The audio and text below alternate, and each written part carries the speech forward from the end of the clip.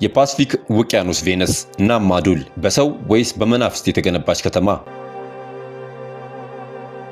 በፓሲፊክ ውቅያኖስ መሃል ማይክሮቪዥያን አቅራቢያ በምትገኝ አንዲት ትንሽ ደሴት ላይ የሰው ልጅ አእምሮ ሊገምተው የማይችል አስደናቂ ግንባታ ይገኛል። ስሟ ናማዱል ይባላል። ይቺ ከተማ የተገነባችው በውቅያኖስ ላይ ሲሆን ግዙፍ የሆኑ የድንጋይ አምዶች እንዴት በውሃ ላይ ቆሙ? ለምንስ የመናፍስት ከተማ ተባለች? ዛሬ የፓሲፊክ ውቅያኖስን ትልቁ ሚስጥር አንድ ብለን እንፈትሻለን። ናማዱል ከ90 በላይ ሰው ሰራሽ ደሴቶች የተገኙባት ከተማ ናት። ግንባታው የተካሄደው ከ500 እስከ 1000 ዓመታት በፊት እንደሆነ ይገመታል። ግዙፍ ድንጋዮች ከተማዋ የተገነባችው በአስላት ከተባሉ ግዙፍ የድንጋይ አምዶች ነው። አንዳንድ ድንጋዮች እስከ 50 ቶን ይመዝናሉ። ሳይንሳዊ እንቆቅልሽ በእነዚያ ዘመናት የነበሩ ሰዎች እነዚህን ግዙፍ ድንጋዮች ከደሴቲቱ ማዶ እንዴት አመጧቸው? በውቅያኖስ ላይስ እንዴት አቆሟቸው? እስካሁን ድረስ ምንም አይነት ዘመናዊ መሳሪያ ሳይጠቀሙ ይህንን ማድረግ መቻላቸው ኢንጂነሮችን ግራ ያጋባል። የአካባቢው ተወላጆች ለዚህ ግንባታ የሚሰጡት መልስ ከሳይንስ የራቀ ነው። አፈታሪኩ እንደሚለው ኦሊሴፓ እና ኦሊሴፖ የተባሉ ሁለት መንትዮች ድንጋዮችን በድግምት ከአየር ላይ እያበረሩ አመጧቸው ይባላል።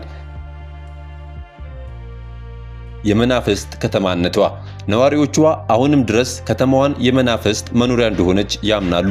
ማታ ማታ እንግዳ የሆነ ብርሃን በከተማዋ ፍርስራሾች ውስጥ እንደሚታዩ ይናገራሉ። ናማዱል ከሌሎች ጥንታዊ ቦታዎች የሚለየው በፖለቲካው ጥበቃው ነው። ምርመራ መከልከል። የአካባቢው ጎሳዎችና መሪዎች ቦታው የተቀደሰ ስለሆነ ጥልቅ ምርምር እንዲደረግበት ይከለክላሉ። እርግማኑ በ1900ዎቹ መጀመሪያ ላይ አንድ የጀርመን አስተዳዳሪ ቪክቶር ብሬጅ የከተማዋን ንግስታት መቃብር ከፈተ። የሚገርመው ነገር መቃብሩን በከፈተ በንጋታው በድንገት መሞቱ ለቦታው እርግማን ትልቅ ማረጋገጫ ሆኖ ተወሰደ። ዛሬም ቢሆን ቱሪስቶች ማታ እዚያ እንዲያድሩ አይፈቀድላቸውም። አንዳንድ ተመራማሪዎች ናማዱል የጠፋው የሙ ወይም ሊሞሪያ ስልጣኔ አካል ሊሆን ይችላል ይላሉ። ሌላኛው መላምት ደግሞ በውቅያኖስ ሞገድ በመጠቀም ድንጋዮችን በታንኳ አምጥተው ሊሆን ይችላል የሚል ነው። ነገር ግን ድንጋዮችን ውሃ ላይ የማቆም ጥበብ አሁንም ሳይንሳዊ መልስ አላገኘም። ናማዱል ከጊዜ ብዛት እየፈረሰች ቢሆንም የያዘችው ሚስጥር ግን ዛሬም እንደጸና ነው። ይቺ ከተማ በሰው ጥበብ የተገነባች ናት ወይስ በእውነት የማይታወቁ ኃይሎች እጅ አለባት? እናንተስ ምን ይመስላችኋል? ሐሳባችሁን ኮሜንት ጋጋሩ።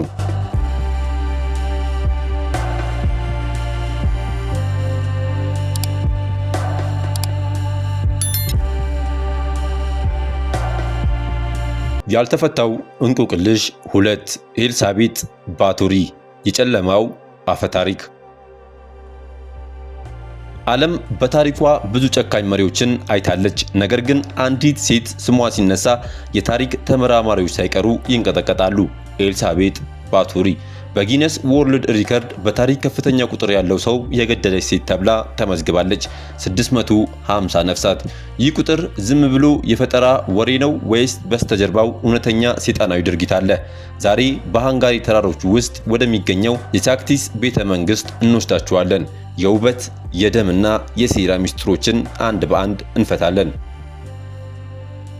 ኤልሳቤጥ የተወለደችው በ1560 እንደ አውሮፓውያን አቆጣጠር በሃንጋሪ ከሚገኙት እጅግ ሀብታም ቤተሰቦች ነው።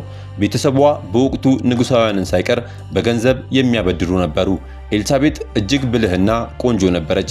በ15 ዓመቷ ጥቁሩ ጀግና ተብሎ ከሚጠራው ፍሬኒክ ናዳሲዲ ጋራ ትዳር መሰረተች። ባለቤቷ በጦር ሜዳ ላይ በነበረበት ወቅት ኤልሳቤጥ ቤተ መንግስቱን ብቻዋን ታስተዳድር ነበር።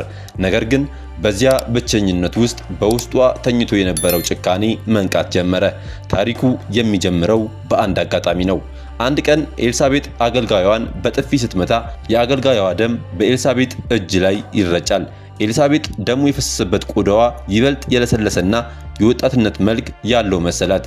እዚህ ጋር ነው እንቆቅልሹ የሚጀምረው። ወጣትነቴን ለመመለስ የልጃገረዶች ደም ያስፈልገኛል የሚል እምነት በጭንቅላቷ ውስጥ ተቀረጸ። በመቶዎች የሚቆጠሩ ደሃ ልጃገረዶች በቤተ መንግስቱ ውስጥ ስራ አለ በሚል ሰበብ እየጠራች ማሰቃየት ጀመረች። መርፌ መውጋት፣ በበረዶ ላይ ማቆምና ደማቸውን መቅዳት የየቀኑ ተግባሯ ሆነ። ከዓመታት በኋላ የሟቾች ቁጥር ሲበዛ ከአካባቢው ሰዎች ጩኸት መነሳት ጀመረ። በ1610 ንጉስ ማቲያስ የቅርብ ረዳታቸውን ጆርጂ ትሩዝን ወደ ቤተ መንግስቱ ላኩት። ትሩዞ እና ወታደሮቹ በድንገት ወደ ቤተ መንግስቱ ሲገቡ ያዩት ነገር ከአእምሮ በላይ ነበር። የሞቱ ልጃገረዶች፣ በሰንሰለት የታሰሩ አገልጋዮችና በደም የተጨማለቁ ክፍሎች ኤልሳቤጥ በቁጥጥር ስር እንድትውል አደረጓት። 4 ረዳቶቿም አብረዋት ተያዙ።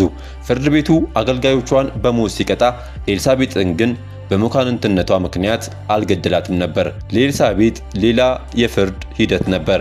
በገዛ ቤተ መንግስቷ ውስጥ ባለ አንድ ጠባብ ክፍል ውስጥ ታሰረች። በሯና መስኮቷ በጡብ ታሸጉ። የምትተነፍስበት ትንሽ ቀዳዳ ብቻ ተተወችላት። በዚህ ጨለማ ውስጥ ለ4 ዓመታት ከቆየች በኋላ በነሐሴ 21 ቀን 1614 ጠባቂዎቿ ምግቧን ሊሰጧት ሲሄዱ አስክሬኗን አገኙት። ዛሬ ላይ የታሪክ ተመራማሪዎች አንድ ጥያቄ ያነሳሉ። ንጉሱ ለኤልሳቤጥ ቤተሰብ ከፍተኛ የገንዘብ ዕዳ ነበረበት። ታዲያ እሷን የደም ንግስት በማለት ስሟን አጥፍቶ ንብረቷን ለመውረስ የተደረገ የፖለቲካ ሴራ ይሁን ወይስ በእውነት 650 ነፍሳትን የበላች አውሬ ኤልሳቤጥ ናት? መልሱ እስካሁን በታሪክ ጭጋግ ውስጥ ተደብቋል። እናንተስ ምን ይመስላችኋል? ሐሳባችሁን በኮሜንት አጋሩ።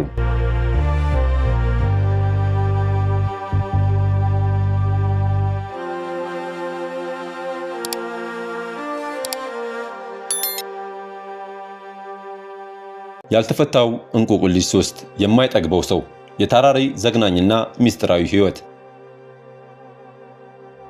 ዓለም ብዙ አይነት በሽታዎችን አይታለች። ነገር ግን እንደ ታራሪ ያለ እንቆቅልሽ ገጥሟት አያውቅም። ይህ ሰው የፈለገውን ያህል ቢመገብ ፈጽሞ አይጠግብም። ድንጋይ፣ ብረት፣ አልፎ ተርፎም ህይወት ያላቸውን እንስሳት በሙሉ ይውጣል። ነገር ግን ክብደቱ አይጨምርም። ዛሬ በፈረንሳይ ታሪክ ውስጥ እጅግ አስፈሪና አሳዛኝ ስለሆነው ታራሪ በዝርዝር እንመለከታለን።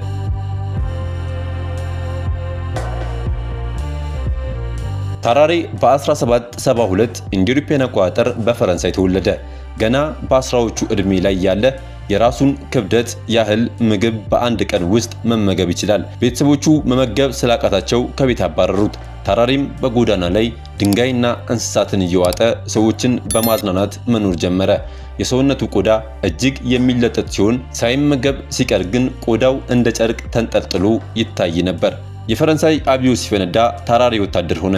ነገር ግን የሚሰጠው 4 እጥፍ የምግብ ራሽን እንኳን አልበቃውም። የጦር አዛዦች ግን የታራሪን የመዋጥ ችሎታ ለጦርነት ለመጠቀም አሰቡ። ሚስጥራዊ ደብዳቤ በሳጥን ውስጥ አድርገው ታራሪ እንዲወጣው አደረጉ።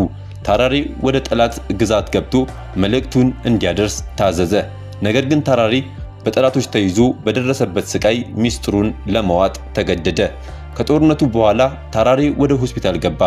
ዶክተሮች የእሱን ረሃብ ለማከም የተለያዩ ሙከራዎችን አደረጉ። ነገር ግን ምንም አልሰራም። ታራሪ በረሃብ ምክንያት በሆስፒታሉ ውስጥ የነበሩ የቆሻሻ ማጠራቀሚያዎችን፣ የሞቱ ሰዎችን አካልና አልፎ ተርፎም አንድ የ14 ወር ሕፃን እንደበላ ተጠረጠረ። በዚህ ምክንያት ከሆስፒታሉ ተባረረ። ታራሪ በ26 ዓመቱ በከባድ በሽታ ሕይወቱ አለፈ። ዶክተሮቹ አስክሬኑን ሲመረምሩ ያዩት ነገር የማይታመን ነበር። ሆዱና አንጀቱ የሰው ሳይሆን የጭራቅ ይመስል እጅግ ግዙፍ ነበር። ጉበቱና ሐሞቱ ከመጠን በላይ ያበጡ ነበሩ። ሳይንቲስቶች ፖሊፋጂያ የተባለ የጤና እክል እንደነበረበት ቢገምቱም የሱ አይነት ጽንፍ የደረሰ ረሃብ ግን ዛሬም ድረስ በሕክምና ታሪክ ውስጥ ትልቅ ጥያቄ ሆኖ ቀጥሏል። ታራሪ ሰው ነበር ወይስ የተፈጥሮ ስህተት?